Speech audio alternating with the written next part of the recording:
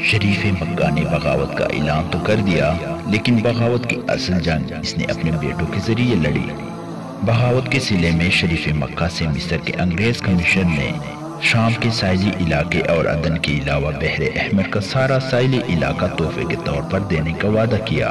یہ وعدہ حسین میک موہن معاہدہ کے نام سے مشہور ہوا۔ اس کا نتیجہ یہ نکلا کہ جون 1916 کا مہینہ شروع ہوتے ہی عرب بغاوت کا آغاز ہوا، جو خلافت عثمانیہ کے اختتام تک جاری رہا۔ اس معاہدے کا نتیجہ کیا نکلا؟ شریف مکہ کون تھا؟ انگریز سے وفاداری اور خلافت عثمانیہ سے بغاوت میں اس خاندان کو کیا ملا؟ یہ سب جاننے کے لیے ویڈیو کو آخر تک ضرور دیکھیں۔ اس سے پہلے کہ ہم ویڈیو کے موضوع کی جانب بڑھیں، ہم آپ کو حسب روایت اپنے یوٹیوب چینل پر خوش آمدید کہتے ہیں۔ اگر آپ ہمارے یوٹیوب چینل پر نئے ہیں اور آپ نے ابھی تک ہمارے چینل کو سبسکرائب نہیں کیا تو ابھی سبسکرائب کریں اور ساتھ میں لگے بیل کے بٹن کو ضرور دبائیں۔ حسین بن علی 1854 میں استنبول میں پیدا ہوا۔ یہ حجاز میں خلافت عثمانیہ کا مقرر کردہ آخری امیر تھا اور اس نے یہ خطاب 1908 سے 1917 تک اپنے پاس رکھا۔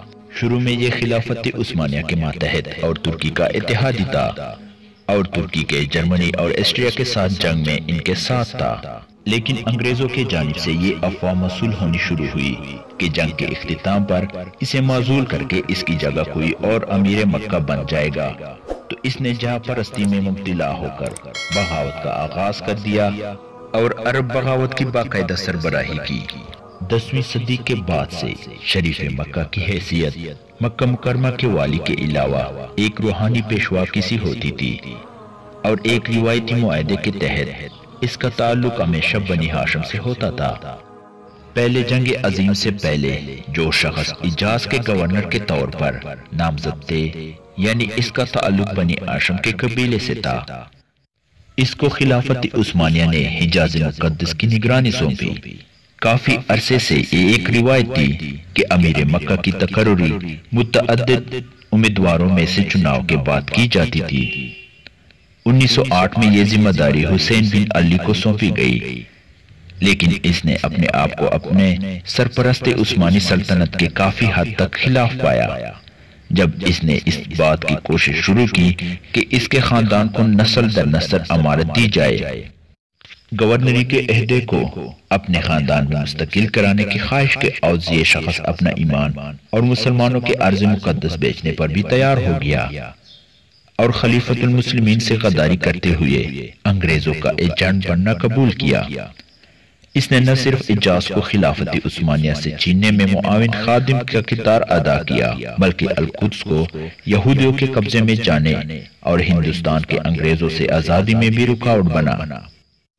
حضرت شیخ الہند رحمۃ اللہ علیہ کی تحریک تحفظ خلافت اور تحریک ریشمی رومال کی ناکامی اور مالٹا میں ان کی اسیری میں اسی شخص نے مرکزی کردار ادا کیا۔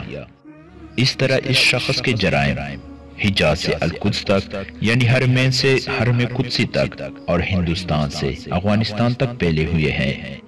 اپنے اقتدار کی خاطر اس نے عرب و عجم کے مسلمانوں کے سر سے سایہ خلافت چھیننے، ان کے تحریک آزادی کو کچلنے اور ارض اسلام کے قبضہ یہود میں جانے دینے سے بھی دریغ نہیں کیا۔ اس بغاوت کا مقصد صرف شریف مکہ کا یہ دماغی عارضہ اور حوث تھی کہ الیپو، جو کہ شام کا شمالی ضلع تھا، سے لے کر یمن تک کے عرب سرزمین اس کے بادشاہت میں آ جائے۔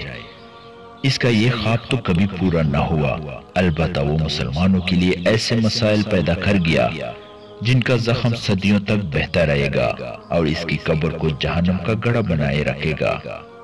شریف مکہ کا بیٹا باپ سے کم نہ تھا۔ اس کے بیٹے فیصل اول نے بدنام زمانہ انگریز جاسوس ٹی ای لارنس، جس کو لارنس آف عربیہ بھی کہا جاتا تھا، کی مدد سے بغاوت کے لیے درکار جنگی و عسکری تیاریاں جاری رکھی۔ فیصل شریف مکہ کا تیسرا بیٹا تھا، جو طائف میں 1883 میں پیدا ہوا تھا۔ 1913 میں اس کو خلافت عثمانیہ کی طرف سے جدہ شہر کا والی بنایا گیا تھا۔ فیصل نے انگریزوں کے ساتھ باقاعدہ مل کر خلافت عثمانیہ سے جنگیں لڑیں اور بغاوت کو منظم کیا۔ علامہ اقبال رحمۃ اللہ علیہ نے بھی اپنے شاعری میں اس کی غداری کا تذکرہ کیا ہے۔ اگرچہ یہ شخص اپنا تعلق حضور صلی اللہ علیہ وآلہ وسلم کے خاندان سے جوڑتا تھا، لیکن اس کے اندر اصل جذبہ عرب قومیت اور ذاتی مفاد کا تھا، نہ کہ اسلام اور اس کی سربلندی کا۔ بغاوت کا باقاعدہ آغاز مکہ سے ہوا۔ جون 1916 کے آغاز میں عثمانی فوج کے اپنے سپہ سالار غالب پاشا، جو کہ حجاز کا گورنر تھا، کے ساتھ طائف چلی گئی۔ جب مکہ شہر میں صرف 1400 کے قریب عثمانی مجاہد رہ گئے تھے۔ 10 جون کی ایک گرم رات جب زیادہ تر فوجی اپنے بیرکوں میں سو رہے تھے، شریف مکہ نے اپنے ہاشمی محل کی کھڑکی سے فائر کیا۔ یہ بغاوت کے آغاز کا اشارہ تھا۔ اس کے ساتھ 5000 اور غدار بھی تھے۔ انہوں نے حرم کے حدود کے قریب موجود 3 قلعوں اور جدہ کی سڑکوں پر موجود قلعے پر حملہ کر دیا۔ اس اچانک حملے کی وجہ سے اس وقت کے ترک کمانڈنگ آفیسر کو بغاوت کا پتہ ہی نہ چل سکا۔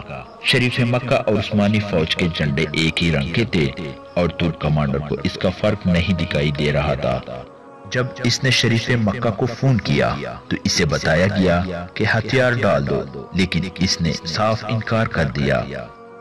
شریف مکہ کی افواج کے بعد میں پیش قدمی کر کے صفا کی پہاڑی کے قریب مسجد حرام کے برابر قائم ترکی قلعے پر قبضہ کر لیا۔ بغاوت کے تیسرے دن حمیدہ، جو کہ عثمانی حکومت کا دفتر تھا، پر بھی قبضہ کر کے نائب گورنر کو گرفتار کر لیا گیا۔ اب دوبارہ باقی افواج کو ہتھیار ڈالنے کو کہا گیا تو لیکن انہوں نے اس وقت بھی انکار کر دیا۔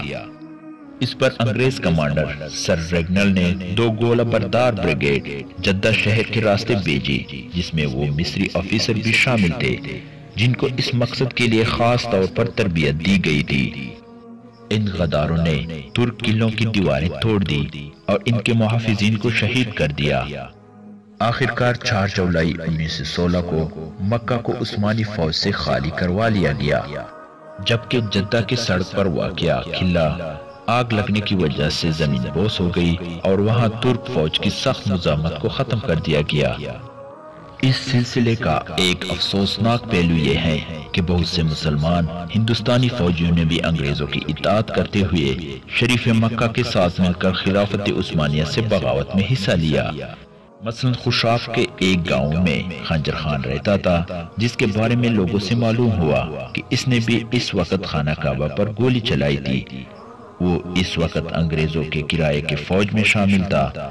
اس کے ساتھ سکھ اور ہندو آفیسر بھی تھے، لیکن انہوں نے گولی چلانے کے بجائے میدان چھوڑنے کو ترجیح دی۔